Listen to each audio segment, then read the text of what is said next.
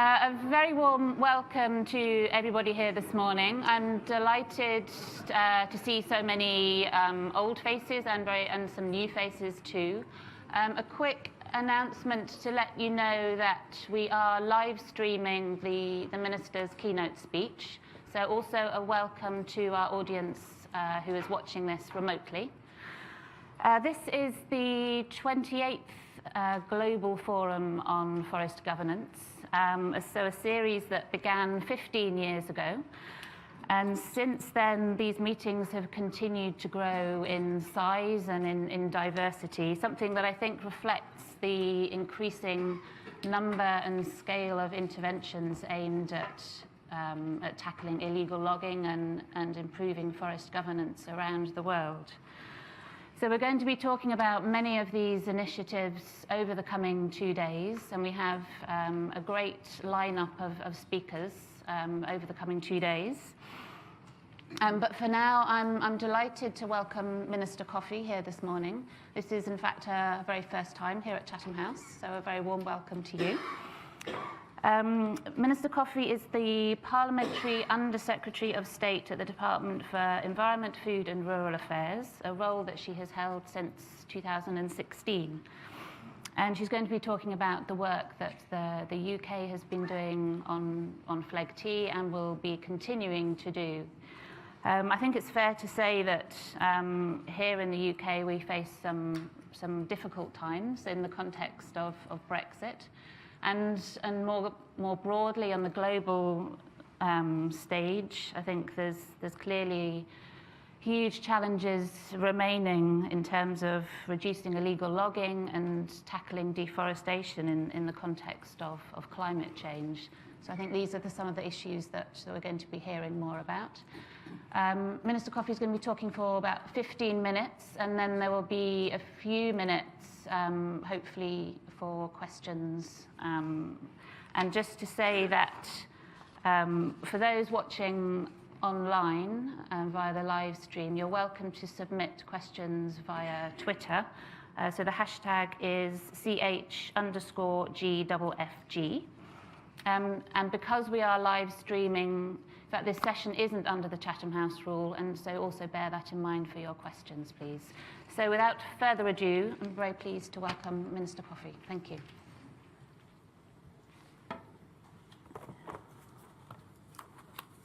Well, thank you very much, Alison, and thank you, Chatham House, for inviting me to speak today. As you pointed out, it's my first time here, my first time at Chatham House event. But I am delighted to be here, and indeed, of course, to welcome you all to the United Kingdom from so many corners of the world, and to say a few words about our renewed ambition to work in partnership to tackle what remains a huge global challenge of fighting forest crimes and promoting sustainable, forest-friendly commodity production, whether that's for timber, cocoa, soy or palm oil. The broad range of representatives, delegates and contributors here, and the scope of your agenda, Alison, that certainly illustrates the global reach of the forum, from new science on isotopes to regulations in Korea and new partnerships in Honduras and Guyana. And over the last 2 years, we have been focused on addressing the impact of deforestation and illegal logging. And during my recent visits to Mozambique, Uganda and Kenya, and indeed at last month's Illegal Wildlife Trade Conference held here in London, ministers and officials, both me and from other countries, have been reaffirming the destructive effects of deforestation and illegal logging, whether that's on people's lives and livelihoods, in terms of the loss of revenues, the links to organised crime, and of course the destructive impact on wildlife habitats. But I've also been impressed by the determination with which these countries are fighting these threats. So there's been particularly great work done to protect mangroves in Mozambique. Addressing the challenges of environmental and forest crime and promoting good governance of our natural resources really does matter. It matters for me, the UK government, of course all of you here today, and planet Earth. Now, you know the scale of forest crime is a major global challenge, and according to recent World Bank research, in some countries, almost 90% of timber production is illegal. Worldwide, exports of illegally logged timber are worth at least $20 billion a year, and that is probably an underestimate. These illegal practices undermine the rule of law. They fuel corruption, losing billions in potential tax revenues, deter investment, and prevent the growth of sustainable businesses. And we also know that the livelihoods of over 1 billion poor people and rural communities depend on forests. And for forests to contribute to sustainable economic growth and biodiversity conservation, we need to see massive improvements in how they are protected and managed. Efforts to curb illegal logging are also critical to the global fight against climate change and biodiversity loss. Deforestation and land use change cause around 1/4 of greenhouse gas emissions, impacting on the functioning of ecosystems and contributing to the loss of species. So we absolutely cannot ignore this. The UK is one of the largest global importers of timber, and we recognise our shared responsibility to tackle this problem. For the last 20 years, we have been at the forefront of international action against illegal logging. We successfully argued for the inclusion of the topic in the 1998 G8 Action Programme on Forests. We worked together with the G8 and developing countries to organise a series of ministerial conferences. We played a major role in formulating and implementing the EU's Forest Law Enforcement, Governments and Trade Action Plan, as everybody knows, better known as FLEGT. We have worked together with businesses in the international timber trade, such as those dealing in construction, furniture and paper, to exclude illegal, high-risk timber from the British market. We have encouraged the development of company-responsible purchasing policies, and through using public procurement policy, the government's own buying power, we've used that to source legal and sustainable wood products. Since 2013, our implementation of the EU timber regulation has ensured that all companies placing timber on the UK market have been required to scrutinise their supply chains to minimise the risk of their handling illegal products. And we have supported forest-rich developing countries to put in place their own systems for tackling illegal logging. 2 years ago, Indonesia became the first country to ensure that all its timber exports can affirm, through a licence, that they are verified as legally produced. And the EU now requires all timber imports from Indonesia to be accompanied by such a licence, from construction timbers through to furniture and paper. And since 2016, the relevant UK authority, which is the Office of Product Safety and Standards, they have verified more than 8,000 licences accompanying Indonesian exports, reassuring British companies that the timber products they put on sale are legal throughout the entire supply chain. The United Kingdom has benefited from these changes as the largest importer of timber in Europe, so these transformational reforms in Indonesia open up an important source of high-quality legal wood for UK companies. Creating the governance systems to regulate, track and assure legality has been a massive achievement, particularly for such a large and diverse country. And I want to pay tribute to the dedication and determination shown by our partners in Indonesia, whether it's government, business and civil society alike. It gives a strong, positive message for other countries working to bring an end to illegal logging. Even where the licensing system has not yet been put in place, the agreements have led to measurable improvements in forest governance. So that's reforms to the framework of laws, policies and institutions, the inclusion of business and civil society in decision-making, improvements in transparency, and much else besides. These help lay the foundations for deep-seated, lasting progress in the fight against illegal logging. So what are the lessons learned? Well, measures to reform governance are at the heart of our efforts to combat illegal logging and the trade in illegal timber. Critical ingredients for these governance reforms have included recognising the need for clear legal frameworks that set out responsibilities of people living with forests, of businesses and governments. In particular, we need to ensure Indigenous people and forest communities have secure rights and access to the forests they need for both their livelihoods and indeed their identity. Embedding these rights in law is a precondition to effective enforcement of their rights. As well as clear rights and responsibilities, we need mechanisms that bring people together to design, oversee and enforce these legal arrangements. These mechanisms require access to information and increased capacity of community and private sector representatives to engage in policy processes. It is the shared understanding of policy that gives legitimacy to sector governance. DFID's Forest Governance Markets and Climate Programme, which sponsors this event, is at the forefront of this agenda. We need the active involvement of the private sector to ensure that the reforms support their efforts to see responsible practices right down through their supply chains. We need transparency to help us monitor what is working and what is not, and to hold us and our partners to account.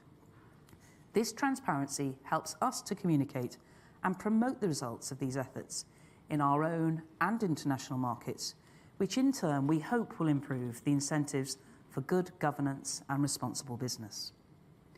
I look forward to learning from your efforts to improve governance. And in this room, you have a tremendous richness of experience. And forums like this one today are important for us as a government to take stock, learn, and adapt as we work to scale up efforts to stop illegal logging and its associated irresponsible trade. Now, we know illegal deforestation is not limited to the forest sector. Globally, high demand for agriculture commodities, such as palm oil, soya, rubber, and cocoa, are also driving illegal forest clearance and undermining the rule of law. As you no doubt will be discussing in greater depth at this meeting, this forest clearance is now the greater source of illegal timber on the market, so it cannot be ignored. Earlier this year, the government set out our ambition in the 25-year Environment Plan to support and protect the world's forests, supporting sustainable agriculture and enhancing sustainability, and supporting zero deforestation supply chains. My department, DEFRA, alongside Difford and Bays, is supporting work to promote sustainable supply chains of other commodities, such as palm oil and soya, that may put forests at risk. We are actively engaged with international efforts to promote sustainable supply chains, with other countries in the Amsterdam Group that aims at promoting zero deforestation commodity supply chains, with the Tropical Forest Alliance and other business-led initiatives promoting responsible investment. And a few weeks ago, I held a round table with my discussion with my ministerial colleagues from Difford and Bays. It was Harriet Baldwin and Claire Perry. And we had that at Bloomberg, where we met with leaders in the financial and commodities sector on establishing a global resource initiative to improve the sustainability of key commodities and reduce deforestation. We will continue to nurture sustainable trade and harness its potential to drive sustainable development, supporting our developing country partners and working in partnership with UK businesses to drive growth and tackle climate change. But let me be clear, without sound governance arrangements in place in both tropical producer countries and consumer countries, private and public finance will struggle to slow down deforestation. The returns to cutting down and capturing the capital locked in standing forests, whether by corporate business, smallholders, or organised criminals, is just so high that we will not succeed without legal and social measures that reward the good guys and exclude the bad. Investment and finance are important in our fight to preserve forests and habitats, but without bringing together coalitions of interested parties to establish new rules and norms, we will forever be fighting against the tide. And that is why meetings such as this one today are important. You help sustain the momentum that drives the challenging governance reforms forward. Now, the UK cannot tackle illegal deforestation and illegal logging alone. This is a global agenda. And as I've already indicated, the UK was instrumental in establishing the EU timber regulation. And we are now making arrangements to put this into UK law for once we leave the EU. Other consumer countries have also established legislation to exclude illegal and high-risk products from their markets. So that's the US, Australia, Japan, Switzerland, recently Korea. And I see that you have an agenda in this session reviewing this welcome development. However, the global lockdown on illegal trade is not yet complete. There's one big hole in the fence. About 60% of the trade in tropical hardwoods now goes through China, with over 60% of that being consumed inside China. Now, I recognise the difficulties for China in finalising mandatory regulations and enforcement arrangements, given the scale of demand from consumers domestically in China and from other consumer markets. Unfortunately, I understand that nobody from the Chinese government is here today, but we know that through our forest partnership with China, that they are well aware of their global responsibility and are keenly aware of the potential damage resulting from deforestation, as they witnessed firsthand with devastating floods in the 1990s. They appreciate, based on their own experiences, the technical challenges and the huge costs associated with reforestation. But unregulated production and unregulated trade, as you will be exploring at this meeting, has already brought irreversible damage on many tropical forests. So we will continue to encourage China to put in place and enforce their own mandatory regulations. And we look forward to an announcement from China closing this gap in the global market, who knows, perhaps at a future Chatham House event. As the UK exits the EU, just to reassure people, we are determined to grow our ambition as framed by the policies of the FLEGT Action Plan, to encourage other markets to better regulate their imports and to work with producers to recognise their national systems of legality assurance. We are very keen to promote the principles of our work under EU FLEGT policies to a global level, so building actions that link consumer markets with producer country efforts to regulate and ensure full compliance with their environmental and social laws.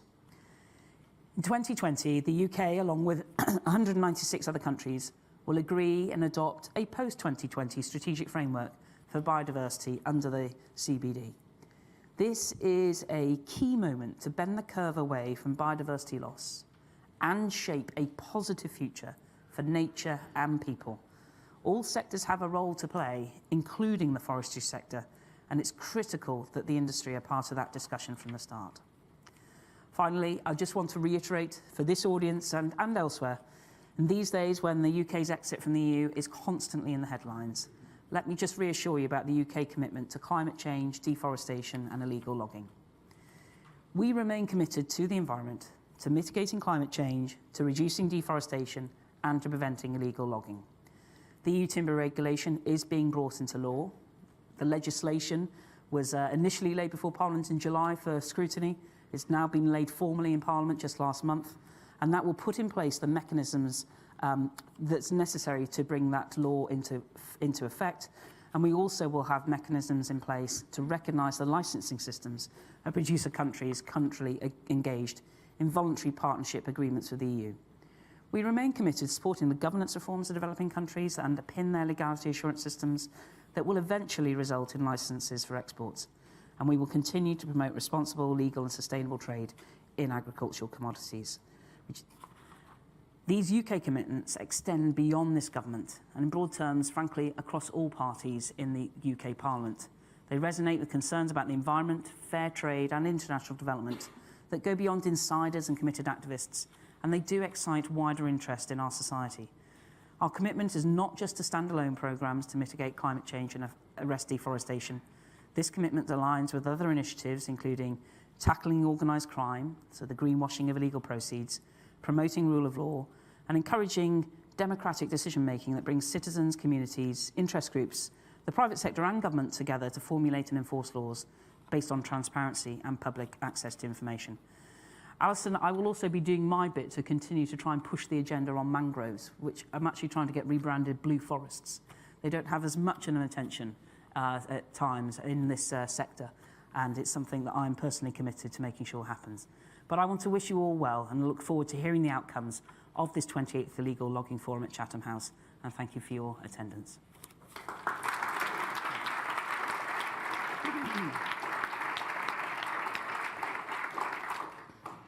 Thank you very much, Minister. It's certainly great to hear of the UK's ongoing commitment to this agenda and also of your own personal commitment to these issues as well. I'm aware that it's now past. I hope we could just take 5 more minutes of your time for a few questions. So if there are any questions from the floor, please do raise your hand, yes, and then introduce yourself. So we'll take these 2 gentlemen at the back here.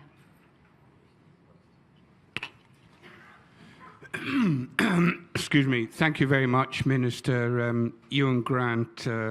We're Grant and Gutzel customs consultants. My question is generic, but based on the example you gave of the licensing of all imports from Indonesia. What is the situation regarding transshipment, whether with falsification of new origin or simply transshipment through, say, Dubai, or particularly into EU countries and then arriving here through the single market?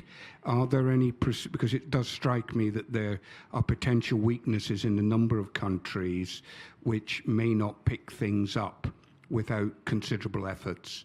And we would see this perhaps in significant increases in trade going through those countries, maybe the Mediterranean Black Sea ports. Thank you. Well, I'm confident of what we're doing in the United Kingdom. I wasn't aware that there were significant concerns about countries elsewhere in the EU. I'm very happy to share that with our Commissioner and to see what the Commission is considering doing about supporting those countries where there's good evidence that there's weakness. I don't want to make unnecessary accusations to other countries, but if there is good evidence, I'm very happy to share it. Thank you. We had a second question over here. Good morning. My name's James Hewitt. I work independently. A correction, possibly, concerning Indonesia. The FLEGT licensing accepts that legalities after the allocation of the concession are valid and legal. That's fine. In fact, the whole thing's very good in many respects. But all the very fundamental illegalities which happen prior to the allocation of concessions are ignored. And this might risk undermining any prospective EU deforestation action plan. And I very much hope that there could be a caveat post-Brexit in any acceptance of FLEGT licenses that ideally it should consider indigenous people, gazettement, and many other things in Indonesia. Thank you. Well, I'm clearly in a room of experts because it's the first time I've ever heard that raised as well. So I don't know if there's somebody here from DFID that might help on that. Is Julia about? No. I don't know. I don't know if you've heard this before. I've heard the issue before, yes. And I think there is going to be a discussion later on Indonesia, and there will be Indonesians who, I don't know if Indonesians, but certainly experts in the Indonesian VPA who are here, and I think that question would be better addressed there. I think it is a concern which has been raised for a number of years, and I believe that it's something that the Indonesians are working on. But I don't want to put words in the mouth of others. I met the Minister not long ago at, what was it? Was it Unga, wasn't it? And I know that they've got shed loads of mangroves. I think they've got a quarter of the world's mangroves. So that's what I'd been speaking to them about briefly as part of our discussion, and also more broadly on plastics. But I think Julia's right. It's probably best to share that, hold those thoughts for later. Okay, thank you. Do we have one final question? Yes, here in the middle. Hi, I'm James Whitehead from the Forest Peoples Programme. Thank you, Minister. I wanted to ask if there's going to be potential of a sort of tension in agendas with the UK government, with large economies and a focus on ethical trade, when perhaps a focus just on trade might be important from a political point of view in the near term. Thank you. Oh, well, the ethics of the United Kingdom government are non-negotiable on these matters. So it's, and we should take courage. I think, again, recently, when I was at the G7 environment, the new US EPA lead, Andrew Wheeler, was very proud of the fact that their new free trade agreement with Mexico put environmental matters into that. So there shouldn't be any thoughts that somehow just because Department for International Trade, understandably, is preparing to have new trade agreements around the world, that means our attention to environment is in any way being put aside. Far from it. It's at the heart of what we want to do as a global leader, and we're not going to lose any of those values. Alison, thank you very much. I really appreciated being here today, and I really wish you well with the rest of your two-day conference. So thank you. Well, yeah.